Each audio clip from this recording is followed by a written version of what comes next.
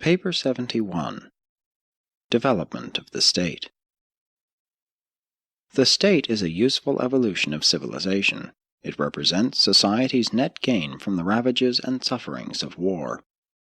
Even statecraft is merely the accumulated technique for adjusting the competitive contest of force between the struggling tribes and nations. The modern state is the institution which survived in the long struggle for group power. Superior power eventually prevailed, and it produced a creature of fact, the state, together with the moral myth of the absolute obligation of the citizen to live and die for the state. But the state is not of divine genesis. It was not even produced by volitionally intelligent human action. It is purely an evolutionary institution and was wholly automatic in origin. 1. The embryonic state. The state is a territorial social regulative organization, and the strongest, most efficient, and enduring state is composed of a single nation whose people have a common language, mores, and institutions. The early states were small and were all the result of conquest. They did not originate in voluntary associations. Many were founded by conquering nomads who would swoop down on peaceful herders or settled agriculturists to overpower and enslave them. Such states resulting from conquest were, perforce, stratified.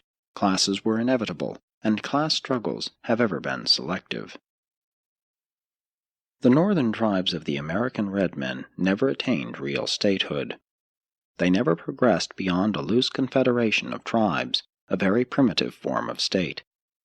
Their nearest approach was the Iroquois Federation, but this group of 6 nations never quite functioned as a state, and failed to survive because of the absence of certain essentials to modern national life, such as 1. Acquirement and inheritance of private property. 2. Cities plus agriculture and industry. 3. Helpful domestic animals. 4. Practical family organization. These red men clung to the mother family and nephew inheritance. 5. Definite territory. 6. A strong executive head. 7. Enslavement of captives. They either adopted or massacred them. 8. Decisive conquests. The red men were too democratic. They had a good government, but it failed. Eventually they would have evolved a state had they not prematurely encountered the more advanced civilization of the white man, who was pursuing the governmental methods of the Greeks and the Romans. The successful Roman state was based on 1. The father family. 2. Agriculture and the domestication of animals. 3. Condensation of population, cities. 4. Private property and land. 5. Slavery, classes of citizenship. 6. Conquest and reorganization of weak and backward peoples. 7. Definite territory with roads. 8. Personal and strong rulers. The great weakness in Roman civilization, and a factor in the ultimate collapse of the empire, was the supposed liberal and advanced provision for the emancipation of the boy at 21 and the unconditional release of the girl so that she was at liberty to marry a man of her own choosing or to go abroad in the land to become immoral.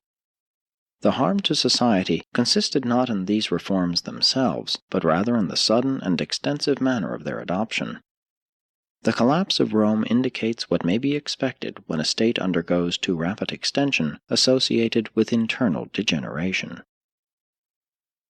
The embryonic state was made possible by the decline of the blood bond in favor of the territorial, and such tribal federations were usually firmly cemented by conquest. While a sovereignty that transcends all minor struggles and group differences is the characteristic of the true state, still many classes and castes persist in the later state organizations as remnants of the clans and tribes of former days. The later and larger territorial states had a long and bitter struggle with these smaller consanguineous clan groups, the tribal government proving a valuable transition from family to state authority. During later times, many clans grew out of trades and other industrial associations. Failure of state integration results in retrogression to pre-state conditions of governmental techniques, such as the feudalism of the European Middle Ages.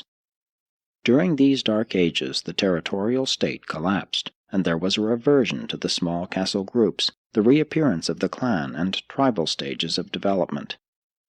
Similar semi-states even now exist in Asia and Africa, but not all of them are evolutionary reversions. Many are the embryonic nucleuses of states of the future. 2. The evolution of representative government. Democracy, while an ideal, is a product of civilization, not of evolution. Go slowly, select carefully, for the dangers of democracy are: 1. Glorification of mediocrity. 2. Choice of base and ignorant rulers. 3. Failure to recognize the basic facts of social evolution. 4. Danger of universal suffrage in the hands of uneducated and indolent majorities. 5. Slavery to public opinion. The majority is not always right. Public opinion, common opinion, has always delayed society. Nevertheless, it is valuable, for while retarding social evolution, it does preserve civilization. Education of public opinion is the only safe and true method of accelerating civilization. Force is only a temporary expedient, and cultural growth will increasingly accelerate as bullets give way to ballots. Public opinion, the mores, is the basic and elemental energy in social evolution and state development. But to be of state value, it must be nonviolent in expression.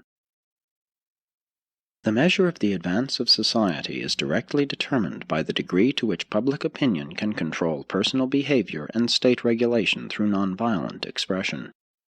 The really civilized government had arrived when public opinion was clothed with the powers of personal franchise.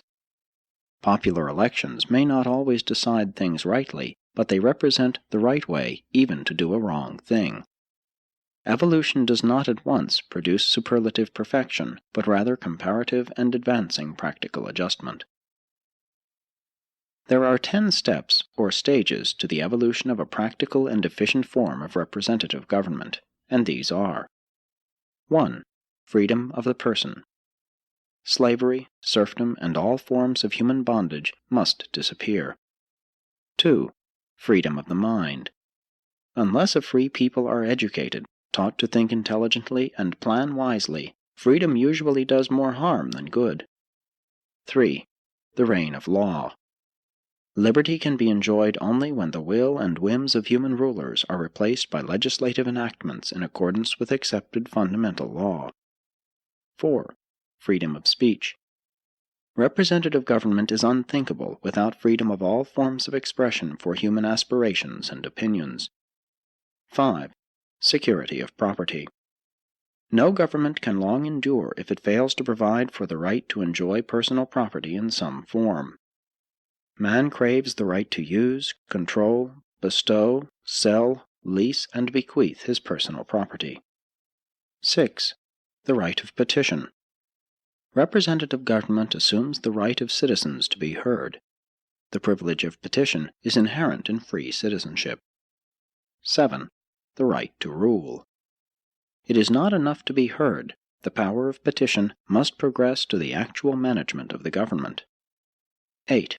Universal suffrage. Representative government presupposes an intelligent, efficient, and universal electorate.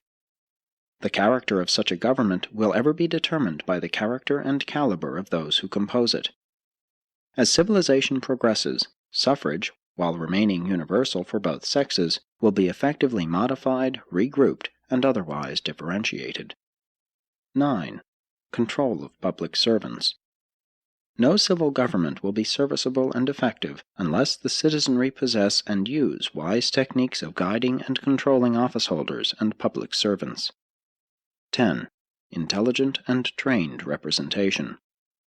The survival of democracy is dependent on successful representative government, and that is conditioned upon the practice of electing to public offices only those individuals who are technically trained, intellectually competent, socially loyal, and morally fit. Only by such provisions can government of the people, by the people, and for the people be preserved. 3. The ideals of statehood. The political or administrative form of a government is of little consequence provided it affords the essentials of civil progress, liberty, security, education, and social coordination. It is not what a state is, but what it does that determines the course of social evolution. And after all, no state can transcend the moral values of its citizenry as exemplified in their chosen leaders. Ignorance and selfishness will ensure the downfall of even the highest type of government. Much as it is to be regretted, national egotism has been essential to social survival. The chosen people doctrine has been a prime factor in tribal welding and nation-building right on down to modern times. But no state can attain ideal levels of functioning until every form of intolerance is mastered. It is everlastingly inimical to human progress. And intolerance is best combated by the coordination of science, commerce, play, and religion. The ideal state functions under the impulse of three mighty and coordinated drives. 1. Love-loyalty derived from the realization of human brotherhood. 2. Intelligent patriotism based on wise ideals. 3. Cosmic insight interpreted in terms of planetary facts, needs, and goals. The laws of the ideal state are few in number, and they have passed out of the negativistic taboo age into the era of the positive progress of individual liberty, consequent upon enhanced self-control. The exalted state not only compels its citizens to work, but also entices them into profitable and uplifting utilization of the increasing leisure which results from toil liberation by the advancing machine age. Leisure must produce as well as consume. No society has progressed very far when it permits idleness or tolerates poverty. But poverty and dependence can never be eliminated if the defective and degenerate stocks are freely supported and permitted to reproduce without restraint. A moral society should aim to preserve the self-respect of its citizenry and afford every normal individual adequate opportunity for self-realization. Such a plan of social achievement would yield a cultural society of the highest order. Social evolution should be encouraged by governmental supervision, which exercises a minimum of regulative control. That state is best which coordinates most while governing least. The ideals of statehood must be attained by evolution, by the slow growth of civic consciousness, the recognition of the obligation and privilege of social service. At first, men assume the burdens of government as a duty, following the end of the administration of political spoilsmen, but later on they seek such ministry as a privilege, as the greatest honor. The status of any level of civilization is faithfully portrayed by the caliber of its citizens who volunteer to accept the responsibilities of statehood. In a real commonwealth, the business of governing cities and provinces is conducted by experts and is managed just as are all other forms of economic and commercial associations of people. In advanced states, political service is esteemed as the highest devotion of the citizenry.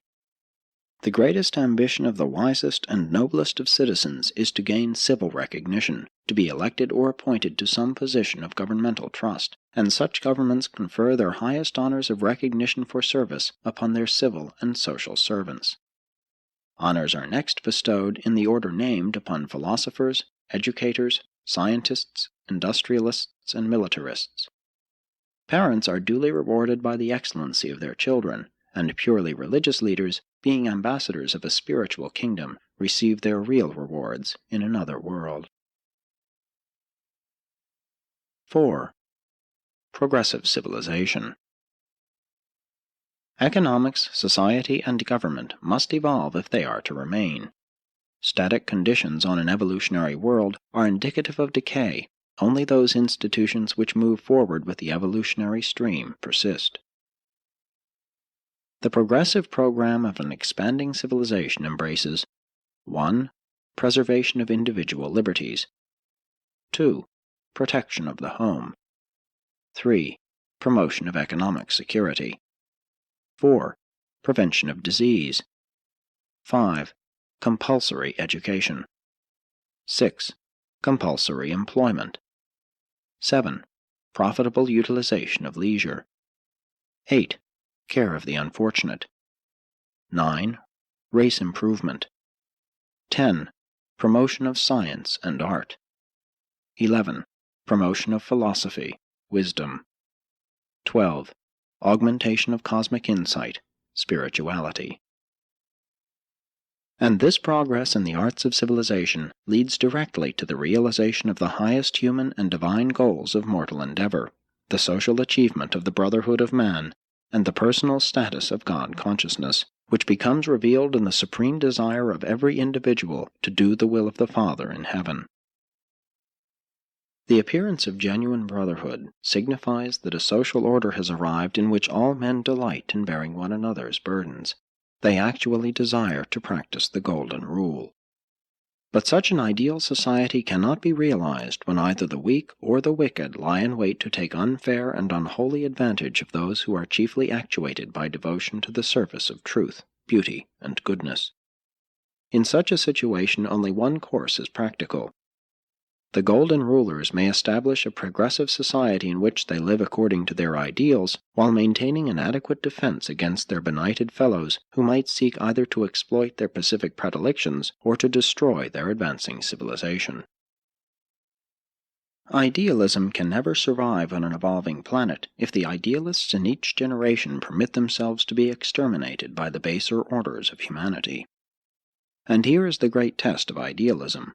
Can an advanced society maintain that military preparedness which renders it secure from all attack by its war-loving neighbors, without yielding to the temptation to employ this military strength in offensive operations against other peoples for purposes of selfish gain or national aggrandizement? National survival demands preparedness, and religious idealism alone can prevent the prostitution of preparedness into aggression. Only love, brotherhood, can prevent the strong from oppressing the weak. 5. The evolution of competition. Competition is essential to social progress, but competition unregulated breeds violence. In current society, competition is slowly displacing war in that it determines the individual's place in industry, as well as decreeing the survival of the industries themselves. Murder and war differ in their status before the mores, murder having been outlawed since the early days of society, while war has never yet been outlawed by mankind as a whole. The ideal state undertakes to regulate social conduct only enough to take violence out of individual competition and to prevent unfairness in personal initiative. Here is a great problem in statehood. How can you guarantee peace and quiet in industry, pay the taxes to support state power, and at the same time prevent taxation from handicapping industry and keep the state from becoming parasitical or tyrannical? Throughout the earlier ages of any world, competition is essential to progressive civilization. As the evolution of man progresses, cooperation becomes increasingly effective. In advanced civilizations, cooperation is more efficient than competition. Early man is stimulated by competition. Early evolution is characterized by the survival of the biologically fit, but later civilizations are the better promoted by intelligent cooperation, understanding fraternity, and spiritual brotherhood. True, competition in industry is exceedingly wasteful and highly ineffective, but no attempt to eliminate this economic lost motion should be countenanced if such adjustments entail even the slightest abrogation of any of the basic liberties of the individual. 6. The profit motive. Present-day profit-motivated economics is doomed unless profit motives can be augmented by service motives. Ruthless competition based on narrow-minded self-interest is ultimately destructive of even those things which it seeks to maintain. Exclusive and self-serving profit motivation is incompatible with Christian ideals, much more incompatible with the teachings of Jesus. In economics, profit motivation is to service motivation what fear is to love in religion. But the profit motive must not be suddenly destroyed or removed. It keeps many otherwise slothful mortals hard at work. It is not necessary, however, that this social energy arouser be forever selfish in its objectives. The profit motive of economic activities is altogether base and wholly unworthy of an advanced order of society. Nevertheless, it is an indispensable factor throughout the earlier phases of civilization. Profit motivation must not be taken away from men until they have firmly possessed themselves of superior types of non-profit motives for economic striving and social serving, the transcendent urges of superlative wisdom, intriguing brotherhood, and excellency of spiritual attainment. 7. Education. The enduring state is founded on culture, dominated by ideals, and motivated by service. The purpose of education should be acquirement of skill, pursuit of wisdom, realization of selfhood, and attainment of spiritual values. In the ideal state, education continues throughout life, and philosophy sometimes becomes the chief pursuit of its citizens. The citizens of such a commonwealth pursue wisdom as an enhancement of insight into the significance of human relations, the meanings of reality, the nobility of values, the goals of living, and the glories of cosmic destiny. Urantians should get a vision of a new and higher cultural society. Education will jump to new levels of value with the passing of the purely profit-motivated system of economics. Education has too long been localistic, militaristic, ego-exalting, and success-seeking. It must eventually become worldwide, idealistic, self-realizing, and cosmic-grasping. Education recently passed from the control of the clergy to that of lawyers and businessmen. Eventually it must be given over to the philosophers and the scientists. Teachers must be free beings, real leaders, to the end that philosophy, the search for wisdom, may become the chief educational pursuit. Education is the business of living. It must continue throughout a lifetime so that mankind may gradually experience the ascending levels of mortal wisdom, which are 1. The knowledge of things. 2. The realization of meanings. 3. The appreciation of values. 4. The nobility of work, duty. 5. The motivation of goals, morality. 6. The love of service, character. 7. Cosmic insight, spiritual discernment. And then, by means of these achievements, many will ascend to the mortal ultimate of mind attainment, God consciousness. 8. The character of statehood. The only sacred feature of any human government is the division of statehood into the three domains of executive, legislative, and judicial functions. The universe is administered in accordance with such a plan of segregation of functions and authority. Aside from this divine concept of effective social regulation or civil government, it matters little what form of state a people may elect to have, provided the citizenry is ever progressing toward the goal of augmented self-control and increased social service. The intellectual keenness, economic wisdom, social cleverness, and moral stamina of a people are all faithfully reflected in statehood. The evolution of statehood entails progress from level to level as follows. 1. The creation of a threefold government of executive, legislative, and judicial branches. 2. The freedom of social, political, and religious activities. 3. The abolition of all forms of slavery and human bondage. 4. The ability of the citizenry to control the levying of taxes. 5. The establishment of universal education, learning extended from the cradle to the grave. 6. The proper adjustment between local and national governments. 7. The fostering of science and the conquest of disease. 8. The due recognition of sex equality and the coordinated functioning of men and women in the home, school, and church, with specialized service of women in industry and government.